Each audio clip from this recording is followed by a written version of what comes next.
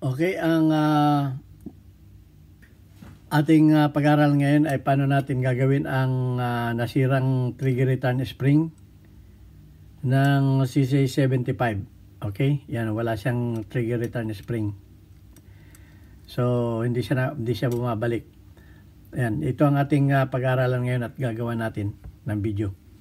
Okay, pero bago yan ay babatiin ko muna kayo na isang mapagpalang araw saan man panig kayo ng mundo, lalo tigit mga OFW. At sana tayo ay laging malakas ang pangatawan, wala tayong karamdaman, mahirap tayong magkasakit, walang mag-alaga sa atin. Okay, ngayon. At shout out muna sa mga taga OGP, One Gun Philippines, Bulacan Chapter, sa pangunguna ni Hansel Evangelista. Okay, at ganyan din kay Franz Ayalin, na shout out siya, Franz Ayalin, na laging nakatutok sa ating YouTube channel. At ganyan din shout out kay Renegade Offering Channel. Please subscribe and share, yung tulungan natin yung channel ni Renegade Offering, sapagkat siya rin ay isang YouTuber at mahilig din sa mga DIY. Okay, ganyan din sa aking mentor sa YouTube, ang nagturo sa akin. Kung wala siya, wala tayong YouTube ngayon, si Jun Sahibert. Yan. Please subscribe yung mga channel nila. Ayan, at kung titingnan natin ito na yung ating gagawin. Ilawan natin. Okay, yung kanyang return spring na makikita ninyo dito. Ayan, meron siyang return spring dito. Ilapit natin. Ayun, yun. Ayun yung kanyang return spring. Dito yung kanyang return spring, yun ay naputol. Yun. At kukuha tayo ng spring na kasing size niya. At ang nakita nating spring ay size 0.7 mm. Okay, yun ang nakita nating size ng spring. Sinukatan natin, ayun siya. Kita ba? Yun yung spring niya, yun, sinukat natin at yan ay size 7, putol na siya. So, kukuha lamang tayo ng kasing size na ang tawag dito ay wire spring. Okay? May mabibili kayong wire spring, sari-saring size. Merong piano string. Okay? Music wire, yan. Mga pwedeng gawing spring. Ngayon ay kumuha lang ako, ito gagawa tayo ngayon ng spring. Ayan, ito na yung gagawin natin. So, kumuha ko ng isang matigas na pin, inipit ko, at titingnan lang ninyo kung pasaan, kung pakaliwa o pakanan ang kanyang coil. At bibilangin ninyo kung ilan ang coil nito. Ito ay 1, 2, 3, 4. Apat na ikot na ganon. So, pag naipit na natin ganyan, ay ikutin lang natin ito. Pag ganyan. Isa. Dalawa. Tatlo. At ito ang pang-apat niya. Yan, ang kanyang pang-apat. So, saka natin siya puputulin pag natanggal na natin yung spring para makita natin. So, ito na yung ginawa natin na spring. Ayan. So, puputulin natin ito, mga dulo, mamaya. Okay? Putulin natin ang dulo, saka natin isusukat doon. Pwede na natin siyang putulin dito. Yan. Okay, naputol na natin. At ito na ang magiging return spring niya. Ito na. So, tingnan naman natin kung paano ang pagkakabit. ang gagawin natin ngayon ay tatanggalin natin yung naputol na yung nasirang spring. Gamit tayo nitong pin puncher.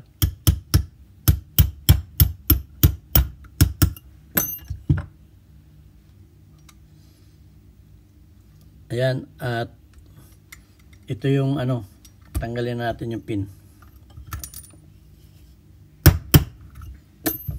Okay. Ito na yung pin. So, ang gagawin natin ngayon dito, ito na yung ginawa natin na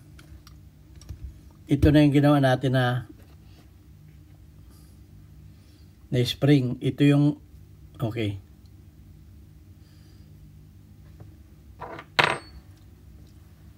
Ito yung spring na naputol, isa na lang ang paa. Ito naman yung ginawa natin, dalawa ang paa na niyan. Ayan o. Dalawa na ang paa niyan. So, ang pagkabit niyan, medyo mahirap yan. Pagkakabit niyan doon sa loob kasi nasa ilalim. So, ang ginawa natin, kumuha tayo ng pako. Ayan. Kumuha tayo ng pako na sakto dito. Okay? At pumutol tayo ng pako. Di na, sakto muna dyan na gagawin muna natin siyang guide para magiging retainer. Pag pinasok na natin yung original na pin, lalabas na yan sa kabila. Kasi mahirap natin itong lumalaban itong spring pag nasa loob na. So ganitong gagawin natin. Ipoposition muna natin ito dito. Yan. Pag nakaposition na yan, ilalagay natin itong isang pin na pinutol natin. Yan, ipoposition natin ng ganyan. Yan ang kailangan nakatama siya.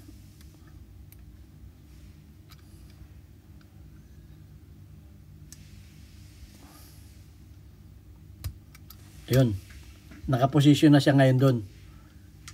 Nakalagay na. Para pagka inulubog natin ito, susundutin, lalagyan uli natin ng isang temporary na pako, saka natin ilalagay yung original na pin. Okay, so ilulubog na natin siya. Yan, ilalagay na natin siya sa tamang posisyon niya.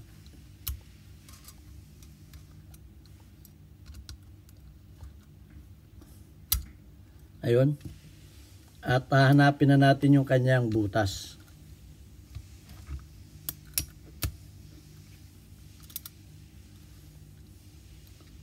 Yan.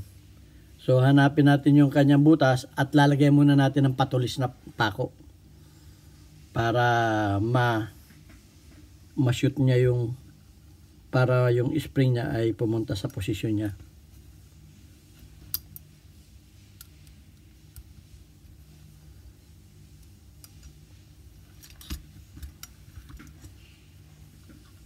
Kailangan makita natin yung pin.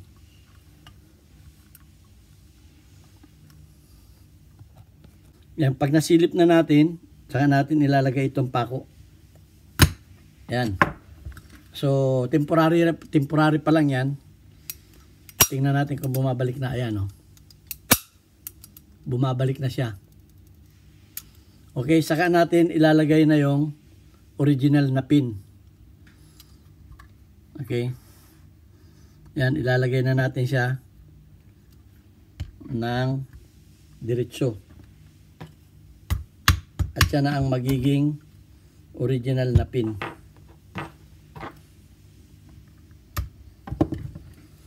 Yan, ganun lang kadali ang paggawa ng trigger return spring. Yan o. Yan. So, sana may natutunan kayo sa video ito. Next sa vlog natin itong hammer na nasira. Okay? Ito ang inyong Pinoy Firearms Instructor na magpapaalam pansamantala sa inyo para gumawa ulit ng mga panibagong video. At sana may natutunan kayo. Yung mga technique na yun, tinuturo ko sapagkat medyo, pag hindi ninyo alam ang technique ng pagkakabit ng spring, medyo mahirap. Ang key ay itong pin na to. Okay? Pagka hindi kayo gumamit ito, papawisan kayo bago ninyo maitama yung spring na yun. sapagkat yun ay lumalaban pag nasa loob na. Hindi ninyo mapapatama yung pin. Mahirapan kayo. So, kung kayo may tanong, mag-comment lang sa aking videos at sasagutin natin yan sa abot ng ating malit na kaalaman. At please lang, kung kayo manonood ng aking mga videos, huwag naman ninyong skip ang mga ads sapagkat libre naman ang aking pagtuturo. Yung mga kikitain natin sa ads ay tinutulong natin sa ating mga estudyanteng beneficiaries na tinutulungan natin sa pag-aaral. Okay, hanggang sa muli natin video. God bless us all.